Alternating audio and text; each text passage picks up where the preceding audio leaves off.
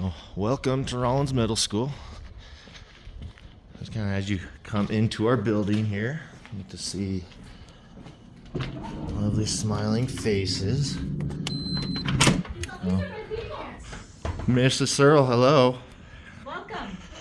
I don't know where Miss Reyes went. This is kind of the heartbeat of, I think she's running away from us, but these guys are the heartbeat of our office. So, there's Mrs. Waldrop as well. I think she's acting like she's working.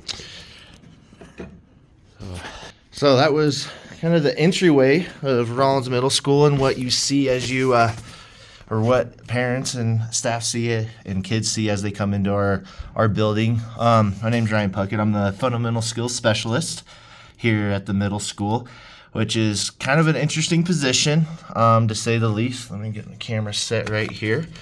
And but so my position is very unique. Not a lot of schools and districts would think about even creating this opportunity to have a position like this. But it's exactly as it sounds. It's the fundamentals of education. It ranges from working with teachers on student behavior management, to working with the students on their own behavior, and more importantly, the negative behavior and how we can work through those various challenges and struggles that students tend to struggle, especially at the middle school level. There's a lot that students face, and sometimes they just need that extra support to get to where they need to be and to understand the ins and outs of what it's like to be a kid, be a human, and go through the battles and struggles that it takes to learn and grow. To go along with that, I am also the assistant middle school AD. Our head AD, Denver Allard, does a lot of the scheduling and hiring, and I kind of help run the events and get kids to go out. That's a really big part of Rawlins Middle School, is to get kids to, join a club, join a sport, give it a try. One of our big goals this year was to get 100% participation in student involvement within our student body. So far, right now we're reporting it's February 5th, and we are up to 87% of our student body participating in either a club or a sport. So any of the extracurricular activities, there's a video that's uploaded onto our page as well that shows the locker stickers and the incentives that kids, how they can earn those stickers, and just really demonstrate who they are, creating that horseshoe and being proud of creating that horseshoe. And that ranges from getting A's and B's, which we see as being proficient and advanced in their current grade on the standard that they were given in the content area, to participating in basketball or swimming or track or speech and debate. We even have Magic Club. Our teachers and staff are amazing about just hey, can we give this a try? Let's see how many kids we can get out to participate in this. And it's just truly amazing to see what our staff is willing to do to create that environment for our students to want to come somewhere to not only learn, but to grow and develop and be it's okay to fail. How do we respond after we fail? Those are the big characteristics that we really look for and keys that we look for as we develop, the students as they come through 6th grade, 7th grade, 8th grade, and we, send them up to Rawlins High School. Outside of that, my job is, like I said, it's the fundamentals of education, and learning and growing. But something we do very uniquely here at the middle school, this is year 6 for me. I started out as a classroom study skills special education teacher.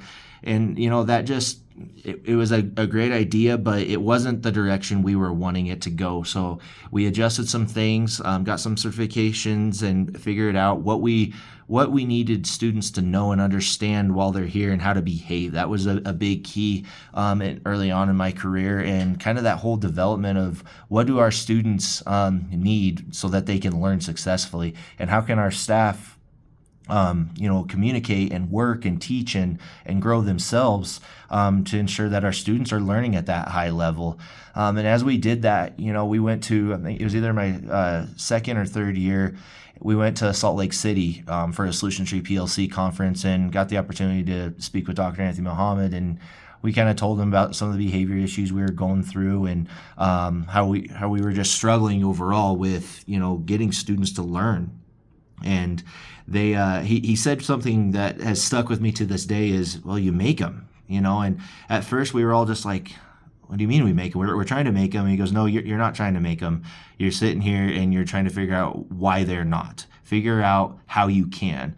And by just taking that and running with it, we started doing our research. And, if kids don't feel comfortable learning or comfortable failing, really, it's not the learning, it's the feeling comfortable failing, then they're not going to want to grow and stretch themselves. So we developed this behavior matrix that really kind of isolates, it doesn't matter what you're doing and the level of severity that maybe you got in trouble. We're going to break it, and we're going to teach you on what you can do better the next time. And hopefully we get to that point to where kids aren't getting to where there's a whole lot of next times. And, this is, like I said, year 6 for me. And you have just been able to see the growth from not only our staff, but our students and our parents and our community of growing at learning's okay, and learning, there's some stumbles along the way, there's struggles along the way, and it's okay. And like I said, we've got 87% of our student body participating in some extracurricular activity. We have students going to National Honor Choir. We have students participating for the first time this year in the state honor bee. We have, we're meeting state standards. We're meeting state expectations. We're growing. We got a community builder award. So we're not only a school that you come here and you learn ELA and math. We're a school that you come here and you learn life itself. You learn, what does it take when you're struggling? What does it take when something's going really well? How do you be humble and keep growing with that and keep the confidence, but also show humility in it? And that's something that this school does so well. Our building principals, Ryan Searle, and our assistant principal, Jacinda Waldrop, they have done a phenomenal job of building the culture, building the systems, building the direction for student learning and staff learning, and just cultivating a culture of togetherness. Really, that's kind of what it comes down to, is just the togetherness, the family feel that nobody wants to miss work. Kids are emailing staff, hey, where were you today? Are you okay? Once you have that dynamic, I think it takes the school and the environment and the culture to just a whole new level. We've had countless teachers get Teacher of the Year's, Crystal Apples. That's something our district puts on, is the Crystal Apple Awards. Just last year, our assistant principal, Jacinda Waldrop, got the Assistant Principal of the Year award for the state of Wyoming. Like I said, the Community Builder Award, that was a huge deal that, our principal, Ryan Searle, had that lead on. In the Unstoppable Wall, another thing that Ryan Searle has instilled into this building, this staff, this community of just, going above and beyond, not because it just looks good, but because it feels good. And everything we do here is about learning. To kind of get into a little bit of what my day-to-day looks like is, if a student gets in trouble, let's say it's a level 1, which is a very basic minor behavior. Students, they go through an R&R process with the teacher. If that doesn't work after a specific amount that they have of those level 1's behaviors, they'll get a lunch detention. So it's usually about that 3 to 5 range of where they'll get lunch detention. And lunch detention isn't just come and sit down and you don't get to be around your friends. No, lunch detention is an actual social emotional lesson that we sit down, and it's specific to whatever area that they're struggling in. If a student happens to get in-school suspension or out-of-school suspension, for the in-school suspension that day, they have to come and do a SEL lesson based off of whatever it was that they, failed in. If it was a verbal argument or physical aggression, how do we handle those situations differently, and really teach the students what they need to know to be better at, in the future, so they don't continue to make the same mistake over and over again. So if the student gets OSS, that's another thing that we've brought in the last 6 years is, if you get OSS, you're going to come back and serve a day of ISS. You're going to get that lesson. We're going to help you have a para educator that is our ISS para when we have kids in school suspension. And he does a phenomenal job of working with the kids to get them caught up on what they've missed out on, so that when they get back into class, it's full steam ahead and there's no hiccups and they don't understand where they're at. And so those are kind of some of the bits and pieces that just is a uniqueness that Rawlins Middle School truly has and creates as a culture standpoint, as becoming and making it a goal of being a model PLC school, a national model PLC school. If regardless of where we're at in that journey, that's the ultimate goal. And it's not for the recognition, it's for, this is how you teach kids. This is how a system that you can utilize and make it your own in that dynamic to ensure that all students are learning. That was something that, it's just our motto is all means all. And what does that truly mean? That means in the classroom, every student's learning and growing. Does that look like every single student gets an A? No, absolutely not. It means every student is going to be proficient or advanced. And if they're not, what can we do as a staff and as a building to ensure that they are in whatever the area of study is, and making sure students are participating. There's multiple research, evidence out there, base evidence that, if a student is involved in extracurricular, the grades are better, their mental health is better. And, those are things that we just want to highlight and, show the other buildings and other schools around the state, no matter if you're a middle school or small town Rawlins or clear in Florida, that you can utilize these types of things that, ensure students are learning and growing and developing. Another big piece that we've have had implemented for the last 5 years, we just adjusted based off our district. They brought in Character Strong, and we had Second Step, which it's just an SEL program.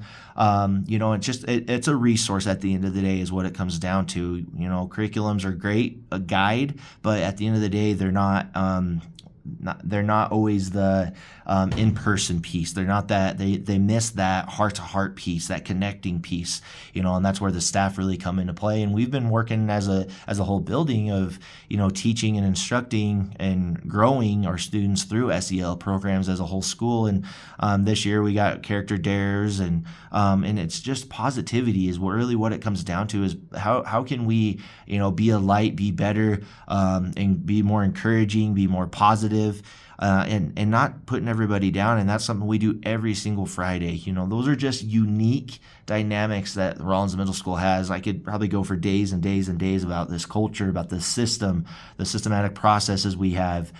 Even going to our PD days, to our staff meetings we have every Friday. Friday morning, 7:15 to 8 is our staff meeting days, and we have it broke down to where the first Monday is staff as a whole staff. We have our guiding coalition day. We have our on like the second Friday, our third Friday is cross-curricular days.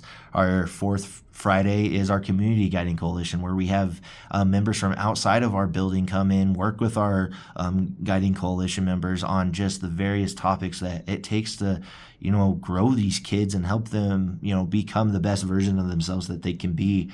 Like I said, I can go days for days about the Rawlins Middle School and where we're at right now, where we were, and where we're going. And it's something that we just thought it's time to share. We're at that point where it's needed. It's time to share. And we hope this helps everybody else. And we hope we get this National Model PLC, not for the benefit of recognition, but for the benefit to work and collaborate with other educators around the state, around the United States, and even outside the United States. If anybody sees this, like, oh, that system looks, like it would work here, and it's not about taking our system and just putting it somewhere else. You can't do that. You got to take our system and make it your own collaborative culture. And once you do that and understand that, the gains that students are going to get are astronomical. And it's just a fun, loving, inviting environment, no matter if you're a student, a teacher, a para, custodian, a superintendent of the district, HR, special education director. It doesn't matter what you are. You can feel the energy when you come into this building. And if we can create more schools with this type of energy for growth and learning that Rawlins Middle School staff has, the world's going to be a better place overall.